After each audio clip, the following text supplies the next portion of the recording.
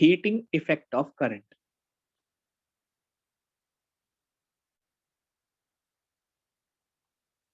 जब किसी वायर में करंट पास होती है, जब भी किसी वायर में करंट पास होती है तो वायर हीट अप हो जाता है। इसे ही हीटिंग इफेक्ट ऑफ करंट कहते हैं। ये जो हीटिंग है ये डायरेक्टली प्रोपोर्शनल होती है करंट के स्क्वायर के, यानी जितनी ज्यादा करंट पास होगी वायर में उतना ज्यादा वायर हीट अप होगा। ये हीटिंग जो है वो डायरेक्टली प्रोपोर्शनल होती है वायर के रेजिस्टेंस से। यहाँ आर का मतलब रेजिस्टेंस है। रेजिस्टेंस है, जितना ज्यादा वायर का रेजिस्टेंस होगा उतनी ज्यादा हीटिंग इफेक्ट शो करेगा। प्लस ये जो हीटिंग है ये डायरेक्टली प्रोपोर्शनल होती है टाइम के, जितनी ज्यादा टाइम के लिए वायर में करंट पास होगी वायर उतना ज्यादा हीट अप होगा। इससे हमारा फॉर्मूला बनता है H is equal to I square R T. इसे हम कहते हैं हीटिंग इफेक्ट ऑफ करंट। इसको दूसरा नाम है इसका जूल्स लॉ ऑफ हीटिंग। ये जो साइंटिस्ट है जूल, उन्होंने इसको लॉ को बनाया था, बताया था, तो इसे जूल्स लॉ ऑफ हीटिंग भी हम कहते हैं। मतलब क्या है कि जब किसी वायर में करंट पास होती है तो ना चाहते हुए भी इलेक्ट्रिकल एनर्जी जो है वो हीट एनर्जी की फॉर्म में लॉस होती है, एनर्जी का लॉस होता है। ये जो हीट एनर्जी का लॉस होता है ये डायरेक्टली प्रोपोर्शनल होता है करंट के स्क्वायर के, यानी वायर में जितनी करंट ज्यादा पास होगी वायर उतना ज्यादा हीट अप होगा, और वायर का जितना ज्यादा रेजिस्टेंस होगा वायर उतना ज्यादा हीट अप होगा, और जितने ज्यादा टाइम के लिए वायर में करंट पास होगी वायर उतना ही ज्यादा हीट अप होता चला जाएगा। इसको कहते हैं हीटिंग इफेक्ट ऑफ करंट, या इसे कहते हैं जूल्स लॉ ऑफ हीटिंग। ध्यान रखिए, जैसे फॉर एग्जांपल हमारे पास एक बल्ब है जिसका मान लीजिए पावर कंज्यूमिंग जो है 100 जूल पावर है। आप उसे इलेक्ट्रिकल एनर्जी जो है 100 जूल प्रोवाइड कर रहे हैं। मैं वो बल्ब की बात कर रहा हूँ जो वो बल्ब हमारे येलो कलर की लाइट देते थे पुराने टाइम के बल्ब, देखे हैं वो? हाँ, मैं उनकी बात जी। अब सपोज करिए हम उस बल्ब को यूज कर रहे हैं फॉर एग्जाम्पल। अब वो बल्ब जो हम यूज करते हैं उसमें हम सब उसे 100 जूल इलेक्ट्रिकल एनर्जी प्रोवाइड कर रहे थे। अब ये जो हम 100 जूल ऑफ इलेक्ट्रिकल एनर्जी उसे प्रोवाइड कर रहे हैं वो सारी की सारी यूज जो हो रही है वो दो तरह से यूज हो रही है। वो इसको ना चाहते हुए भी कुछ पोर्शन लाइट एनर्जी में चेंज करेगा और कुछ हीट एनर्जी में।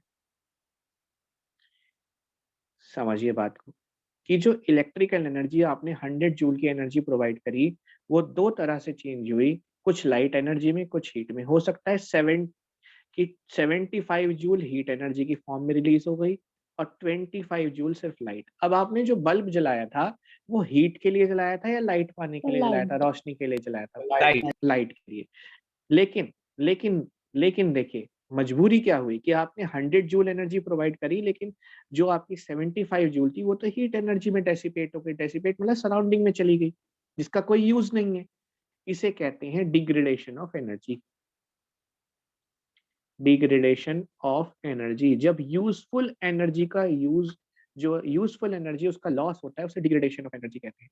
इसलिए इन बल्ब्स को बंद कर दिया, यूज इनका इसलिए बंद कर दिया क्योंकि इनसे जो एनर्जी का लॉस है वो ज्यादा हो रहा था।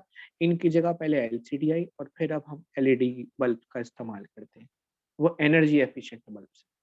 बात समझ आई बच्चों की नहीं आई? इसे कहते हैं heating Yes, effect sir. Of. साथ ही साथ सिर्फ ये बल्ब का एग्जाम्पल नहीं है, वैसे मैं आपको एग्जाम्पल ये जो मैंने लाइट और हीट का दिया है ये बिल्कुल उसी तरह से जैसे फायर क्रैकर का एग्जाम्पल लेते हैं। जो पटाखे होते हैं फायर क्रैकर होते हैं, फायर क्रैकर्स में केमिकल एनर्जी का यूज किया जाता है। बोलिए हाँ कि ना? केमिकल ही तो होता है। Yes, sir. और वो केमिकल जब आप चाहते हैं, भाई आपने पटाखा जो यूज किया है वो साउंड के लिए किया था, लेकिन आपको इसमें दो से तीन चीजें मिलती हैं। आपको साउंड एनर्जी में भी कुछ चेंज होगा, कुछ लाइट एनर्जी भी चेंज होगी, लाइट में भी चेंज होगा, और कुछ ना चाहते हुए भी हीट में जाएगा। हाँ या ना बोलिए? Yes, sir. Yes, sir. उसी तरह से जो आपने बल्ब यूज करा है वो इलेक्ट्रिकल एनर्जी जो आपने बल्ब को सप्लाई करी थी वो तो लाइट के लिए करी थी, लेकिन वो जो एक्स्ट्रा हीट एनर्जी में जो सराउंडिंग में एनर्जी डेसिपेट हो रही है, डेसिपेट मतलब सराउंडिंग में गायब हो रही है, ये निकल के जा रही है या पास हो रही है, जिसे आप इकट्ठा भी नहीं कर पा रहे, वो बिल्कुल बेकार है, उसका कोई यूज नहीं। इसका एक बहुत आसान सा एग्जांपल मैं आपको बताता हूँ। आपने कभी अगर ध्यान दिया हो तो जगदम्बा बेकरी वाला है हमारे यहाँ इधर सिविल लाइन में, देखा है? Yes sir. ये यस सर। बिल्कुल बिजनौर गिफ्ट सेंटर के लगभग सामने ही है ना? वहाँ पर वो क्या करता है कि जो उसने एक बॉक्स बनाया हुआ है पैटीज़ को गरम करने का, उसमें वो दिन में भी उस बॉक्स के अंदर वो 200 वाट का बल्ब जलाए रखता है। अब सवाल है कि भाई दिन में क्यों बल्ब जला रखा है? वो उस बल्ब की मदद से पैटीज़ को गरम कर रहा है।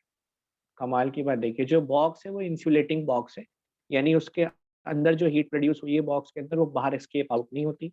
और वो जो 200 वाट का बल्ब है, यानी जो 200 जूल पर सेकंड यूज़ कर रहा है बल्ब, वो जो है लाइट में भी चेंज हो रही है और हीट में भी। उस हीट की मदद से वो पैटीज़ गरम करता है। वो सराउंडिंग में हीट डेसिपेट हो रही है, उससे आपको गरमा-गरम पैटीज़ प्रोवाइड करता है। ध्यान दिया है कभी आपने इस चीज़ पर? No sir. दिया ही नहीं होगा। हाँ, ध्यान नहीं दिया होगा। अरे बड़े लोग हैं साहब, कहाँ इन छोटी-छोटी चीज़ों पे ध्यान देते हैं। तो अच्छा, ऐसा नहीं है कि यही चीज़ें जूल्स लॉ ऑफ हीटिंग पे डिपेंडेंट है। आपका घर में जो आप आय आयरन प्रेस इस्तेमाल करते हैं, वो भी इसी पे वेस्ट होती है। ठीक है? टोस्टर जो इस्तेमाल करते हैं, जिससे ब्रेड के लिए टोस्टर, वो भी इसी पे होती है। अच्छा सर पहले हॉट वाटर जब बैग जो होता है वो भी हाँ, होता है इसी से? नहीं इसमें इसमें वो वाली रॉड होती है, रॉड जो पानी गरम करने की रॉड होती है। जो पहले टाइम में क्या होता था कि जैसे गीज़र नहीं है घर में मान लीजिए, इलेक्ट्रिक गीज़र नहीं है या मान लीजिए हमारे पास गैस गीज़र नहीं लगा हुआ मान लीजिए, तो रॉड आती थी, पानी गरम करने की रॉड आती थी। हम यस। उसको रॉड को yes sir, I have seen them. Connection कराया, बिजली से कनेक्ट करा और बाल्टी में पानी के अंदर डाल दिया उस रॉड को। वो भी हीटिंग इफेक्ट ऑफ करंट ही। ये सारी चीज़ें हीटिंग इफेक्ट ऑफ करंट पे डिपेंड करती हैं। सर एक आपको ब्लेड से भी तो होता था, ब्लेड से। हाँ, ब्लेड भी हीटिंग इफेक्ट ही तो था। जब आप उसमें ब्लेड में मेटल में हीट करंट पास करेंगे तो वो गर्म होगा, हीट होगा। तो वो भी वो गर्म उसी से हो रहा है। वो जो ब्लेड है वो जुगाड़बाज़ी है भारतीयों की, इनोवेशन। अब जो फ्यूज़ होती हैं या एमसीबीज़ होती हैं, मिनिएचर सर्किट ब्रेकर हैं, वो सब हीटिंग इफेक्ट ऑफ करंट पे ही बेस्ड होती हैं, जितनी भी। जैसे और एग्जांपल देता हूँ, जो ये पुराने वाले जो मैंने येलो कलर के जो बल्ब बताए जो लाइट देते हैं, उसमें टंगस्टन के वायर का इस्तेमाल होता है। जो वायर होता है, ये टंगस्टन का यस सर। वायर होता है। टंगस्टन का हाई रेजिस्टेंस यस होता सर। है, तो जितना ज़्यादा रेजिस्टेंस होगा, उतना ज़्यादा हीटिंग इफेक्ट आएगा। तो ये जो बल्ब रोशनी देता है, वो इसलिए देता है क्योंकि जो इसके अंदर का जो वायर है टंगस्टन वायर, वो हीट अप हो जाता है, वो गर्म होता है तब। सर और इसका बेसिक मेल्टिंग पॉइंट भी बहुत हाई होता है ना? हाँ, हाई मेल्टिंग पॉइंट होता है इसका। और बेसिक एग्जांपल दे सकता हूँ मैं आपको हीटर्स का, जो घरों में हीटर इस्तेमाल होते हैं, उन हीटर्स में नाइक्रोम का वायर इस्तेमाल करते हैं। नाइक्रोम वायर का भी हाई रेजिस्टेंस होता है और हाई मेल्टिंग पॉइंट होता है। हीटर देखें, हीटर वाले जो ऐसे होते हैं यस गोल सर। और सिलियन वाले होते हैं, उसमें ऐसे यस पड़ा सर। रहता है तार ये, इस तरह से अंदर वायर, ये नाइक्रोम का वायर होता है। ये भी हीटिंग इफेक्ट पे ही है। जब हम इसमें करंट पास करते हैं, तो इसका रेजिस्टेंस बहुत ज़्यादा हाई होता है। रेजिस्टेंस हाई होने की वजह से ये हीट हो जाता है, हीट अप होता है, इसलिए लाल सुर्ख हो जाता है एकदम, उससे हीटिंग इफेक्ट आता है। उससे हम खाना बनाते हैं, चाय बना रहे हैं या पानी गरम करते हैं। ये सब हीटिंग इफेक्ट ऑफ करंट है। हाँ, अब मुद्दे की बात, जो हमारे एमीटर है, जो करंट मेजर करता है, या जो हमारा वोल्टमीटर है, जो पोटेंशियल डिफरेंस मेजर कर रहा है across the any of the appliance या लोड के अक्रॉस, वो सब भी हीटिंग इफेक्ट ऑफ करंट पे डिपेंडेंट है।